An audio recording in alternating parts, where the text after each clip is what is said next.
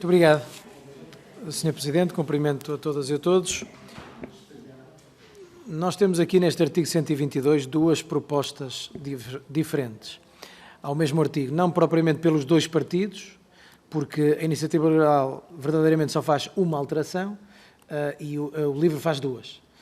E, portanto, são estas duas que estão aqui em termos substantivos em análise. E elas são completamente diferentes. Vou começar pela mais fácil, por aquela que apenas faz o LIVRE, que é a da retirada da exigência de que se tenha que ter mais de 35 anos para ser candidato a Presidente da República.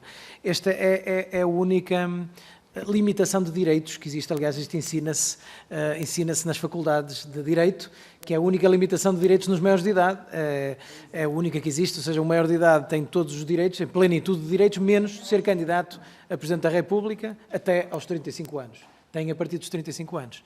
Tem piada que a argumentação que agora utilizou o Sr. Deputado Rui Tavares, em nossa opinião, deve ser vista exatamente ao contrário. Ou seja, quando disse não é bem, hoje em dia o país não é bem igual ao que era em 1976, é verdade, nesse sentido é bastante pior. Ou seja, o argumento é ao contrário. Porque em 1976, por exemplo, o Santana Lopes fazia parte do governo com 19 anos. O Francisco Sá Carneiro foi primeiro-ministro com 41. E candidato a primeiro-ministro vai com 37. Hoje em dia, um candidato autárquico é visto como novo abaixo dos 35 anos. Não é? Enfim.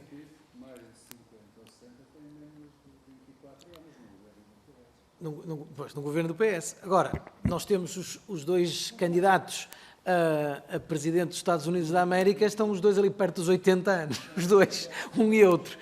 E, portanto, ou seja, não sei se isto está bem, se está mal. O que eu sei é que, de facto, hoje em dia, a geração que, de alguma forma, na altura do 25 de Abril, e naqueles 10 anos a seguir, ascendeu a posições de poder, tem permanecido, ou permaneceu durante muitos anos, não é? Muitos anos. E a verdade é que, sim, e é sempre usado este argumento, que a revolução foi feita pelos jovens, não é? Foi feita pelos capitães, não foi feita pelas hierarquias, pelo topo das hierarquias.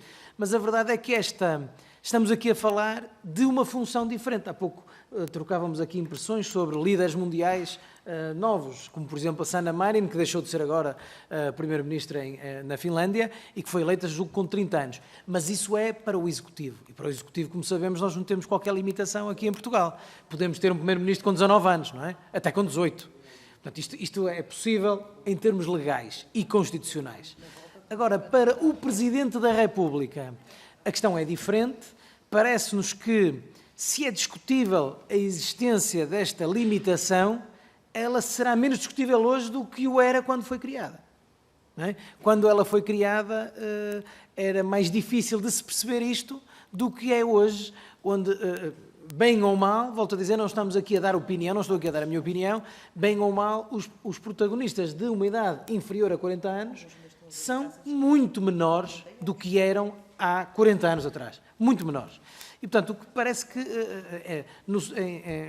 em suma, parece-nos que hoje em dia se tornaria ainda mais estranha a retirada desta que é a única limitação da plenitude de direitos para além dos 18 anos em Portugal. Quanto à outra matéria, da nacionalidade originária ou da nacionalidade tout court, a questão é mais complexa. Nós tendemos a concordar com aquilo que foi a generalidade dos argumentos aqui utilizados, de que, de alguma forma, a exigência da nacionalidade originária está razoavelmente em desuso, e podemos usar vários exemplos em como há portugueses plenos e que poderiam ser claramente candidatos a Presidente da República, ou dito de outra forma, se fossem impedidos por esta norma, nenhum de nós ficaria satisfeito com isso. Estamos completamente de acordo.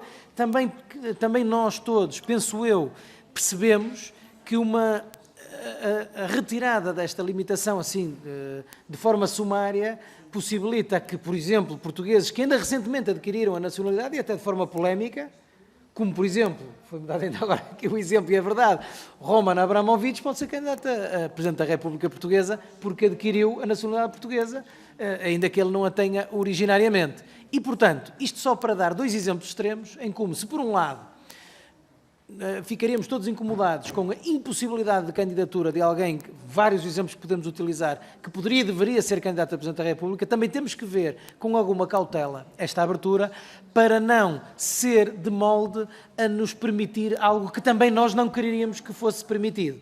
Portanto, isto para dizer que aqui a resposta é um ninho, não é? Ou seja, somos favoráveis, o PSD é favorável àquela que é a intenção subjacente, tanto da Iniciativa Liberal como do LIVRE, em fazer esta alteração. Aliás, o Partido Socialista pronunciou-se relativamente neste sentido, mas achamos que esta matéria deve ser vista com maior cautela para que não permita situações que, porventura, nenhum de nós quer que permita. Muito obrigado.